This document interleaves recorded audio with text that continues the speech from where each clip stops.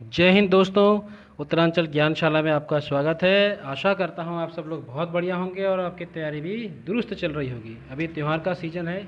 आप सबको दीपावली की बहुत बहुत सारी शुभकामनाएं। ईश्वर करे इस दिवाली के बाद आपके जीवन में खुशियाँ ही खुशियाँ हों और जीवन जगमगाते रहे। दोस्तों, अभी थोड़ा सा तैयारी, आजकल पढ़ाई थोड़ी धीमी हो जाती है। आप त्यौहार का भी आनंद लीजिए क्योंकि जीवन का हर पल महत्वपूर्ण है। और तैयारी भी सुचारू रूप से अपनी बनाए रखिए। और जब कभी पढ़ने का मन कम करता है तो सबसे बढ़िया तरीका होता है आप पेपर सोल्व करें, क्वेश्चंस का अभ्यास करें। और जहां मैं ये रोज़ प्रश्न डालता हूँ 20-20, जिसको मैं बढ़ा के 25-30 तक भी ले जाऊँगा, आप लोगों की प्रतिक्रिया नहीं आ रही है, इसलिए मैं बहुत सारे क्वेश्चन नहीं डाल पा रहा हूँ।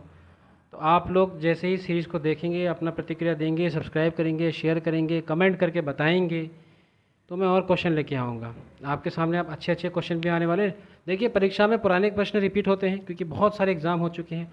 आप लोगों की पहुंच जहाँ तक एग्ज़ामों तक नहीं होगी, इतना समय आपके पास नहीं होगा। मैं आपके सामने बहुत सारे जगह से एग्ज़ाम से, सेंट्रल के और स्टेट के क्वेश्चंस निकाल के लाता हूँ।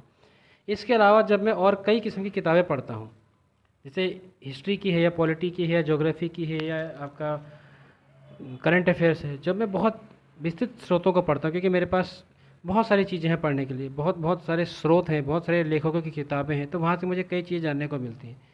तो मैं कोशिश करता हूँ कि आपके लिए बेहतरीन बेहतरीन जो काम की चीज़ें हैं वो निकाल के लेके आऊँ, तो उससे आपके लिए प्रश्न बन सके। और वैसे ही करंट अफेयर तो है ही साथ में। और इसके अलावा हमारी प्रॉपर करंट अफेयर की श्रृंखला शुरू हो गई है, उसमें पहला करंट अफेयर डाल दिया है, दूसरा वीडियो आज शाम तक आएगा। तो आप देखते रहिए। उत्तराखंड वाले बच्चों के लिए उत्तराखंड के क्वेश्चन हैं और नए तथ्यों का संकलन प्लस पुराने क्वेश्चन, ताकि रिवीजन भी होता रहे नए के साथ साथ बेसिक, वो भी लेके मैं चल रहा हूँ। तो आइए शुरू करते हैं, फटाफट हम अपने प्रश्नों की ओर बढ़ते हैं। तो हमारा 20वां संख्या है। हमारे सामने पहला प्रश्न है, कंप्यूटर ऑपरेटिंग सिस्टम में कौन सा एल्गोरिथम मेमोरी प्रबंधन के लिए पेजिंग का उपयोग करता है? इसका उत्तर हो जाएगा आपका पेज रिप्लेसमेंट। तो आपने पढ़ा होगा, अगर ये कौन सा एल्गोरिथम है जो मेमोरी प्रबंधन के लिए पेजिंग का उपयोग करता है, तो ये पेज रिप्लेसमेंट है, ये पेजिंग का इस्तेमाल करता है। तो इसको थोड़ा सा आपको कंप्यूटर पढ़ना पड़ेगा। ठीक है, चलिए हम आगे बढ़ते हैं। हमारा अगला प्रश्न है, कौन सा सर्वर वेब सर्वर को हमलों से बचाता है और प्रदर्शन और विश्वसनीयता लाभ प्रदान कर सकता है? तो ये होता है आपका रिवर्स प्रॉक्सी। ठीक है, ये याद रखिएगा। ये एक सुरक्षा कवच की तरह इस्तेमाल करता है और इंटरनेट बैंकिंग या जो हम बैंक वगैरह में इस्तेमाल करते हैं वहाँ पर ये चीज़ ज़्यादा इस्तेमाल होती है। कालीबंगा से किस फसल के अवशेष प्राप्त हुए हैं? तो आपको पता होगा, ये हड़प्पा कालीन एक स्थान था और ये आपका राजस्थान के जो आपका हनुमानगढ़ ज़िला है,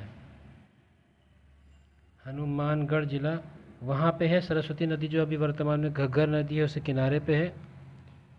और सबसे महत्वपूर्ण चीज़ जो यहाँ पर है आपके, कि यहाँ पर जुते हुए खेतों के साक्ष्य प्राप्त हुए थे। ठीक है, और उसमें आपका गेहूँ और जौ की फसल थी। तो ये आपको याद रखना। तो हमारा उत्तर तो यहाँ पर जौ हो जाएगा। और महत्वपूर्ण चीज़ क्या है यहाँ पे, कालीबंगा में आपको पहली आपको लकड़ी की नाली मिलेगी। ठीक है, तो इस तरह के और भी कुछ महत्वपूर्ण तथ्य हैं जिनको आप याद रख सकते हैं। तो ये हमारा राजस्थान में आता है। प्रागैतिहासिक काल में प्रचुर ताम्र भंडार कहाँ पाया जाता था? आपने देखा होगा, जब आपने कॉपर होड्स पढ़े होंगे, इंग्लिश में कहते हैं कॉपर होड्स। ठीक है, ताम्र भंडार। तो ये आपके प्रचुर मात्रा में जो आपका ताम्र भंडार पाया जाता था वो आपका पाया जाता था गणेश्वर से। और आपका जो गणेश्वर है, गणेश्वर यानी कि आपका जो वर्तमान सीकर का इलाका है, राजस्थान का सीकर, वहाँ पे चीज़ पाई जाती थी। भारत में पहली फॉरेंसिक विज्ञान प्रयोगशाला, बहुत महत्वपूर्ण है, फॉरेंसिक साइंस लेबोरेटरी जिसे हम कहते हैं, ये कहाँ स्थापित की गई थी? ये लगभग 1952 में, यस, जहाँ तक मुझे याद आ रहा है 1952 में कलकत्ता में स्थापित की गई थी। ये बहुत महत्वपूर्ण है, इसको आपको याद रखना है। देखिए, भारत में पहला था। किस मुगल शासक ने मराठा राजकुमार शाहू को मुक्त कर दिया था? तो आपको पता होगा, औरंगजेब की मृत्यु के बाद फिर लेटर मुगल, जो बाद के मुगल आए थे, उसमें आपके भाई साहब जो ये बहादुर शाह प्रथम बने थे, इन्होंने बड़ी पैसिफिक पॉलिसी, बड़ी शांत वाली नीति अपनाई थी। स्पेलिंग ठीक कर लीजिएगा, PACIFIC है। तो इनकी जो पॉलिसी थी वो पैसिफिक थी, यानी कि शांत थी।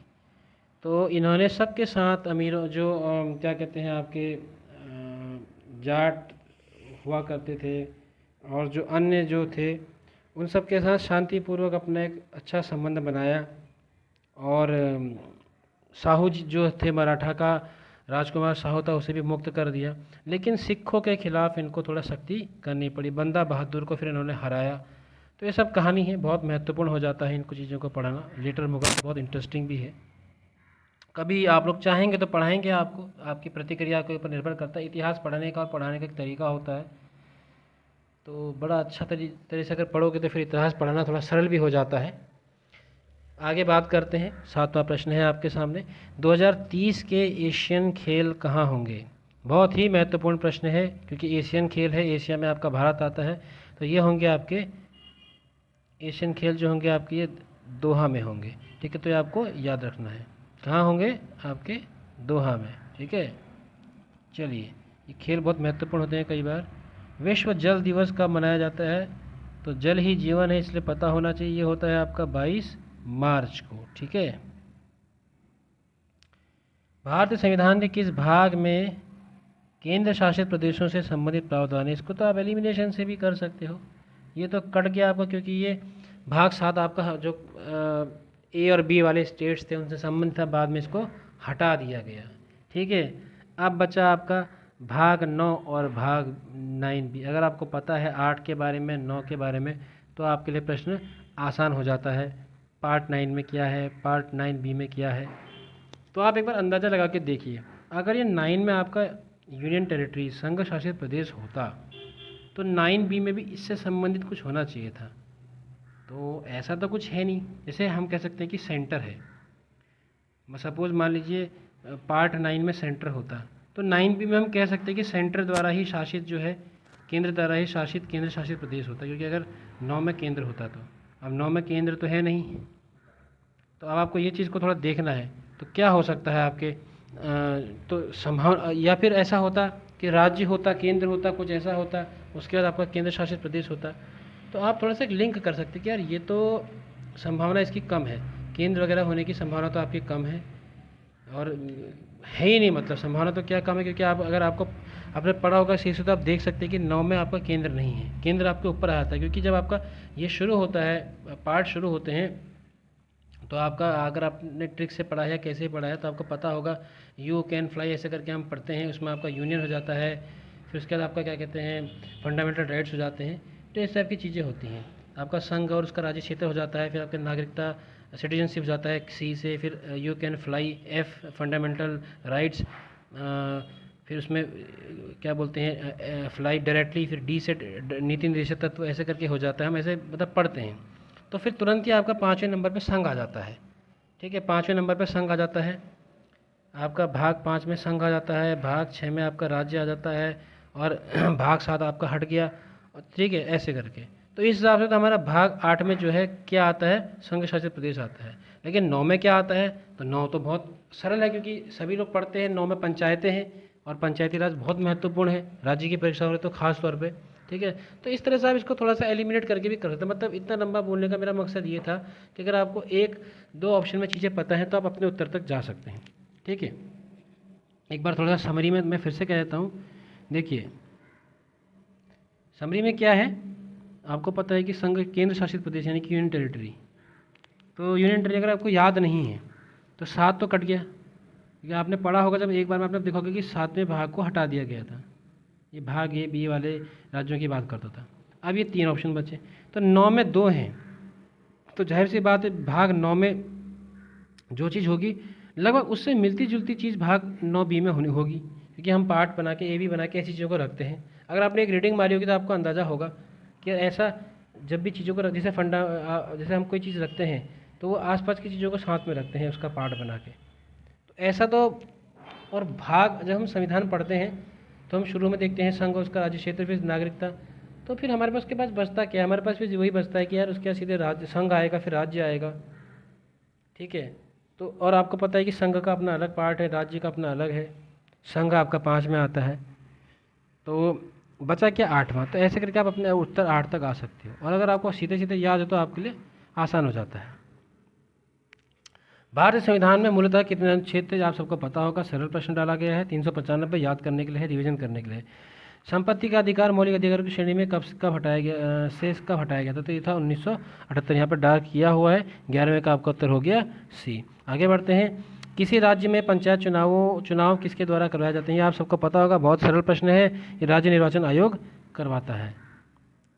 किस वर्ष मानव संसाधन विकास मंत्रालय का नाम बदलकर शिक्षा मंत्रालय किया गया? ये बहुत ही महत्वपूर्ण प्रश्न है, आपको याद रखना है 2019 में। ठीक है, अब इसको क्या कहते हैं? शिक्षा मंत्रालय कहते हैं। पहले इसको HRD कहते थे।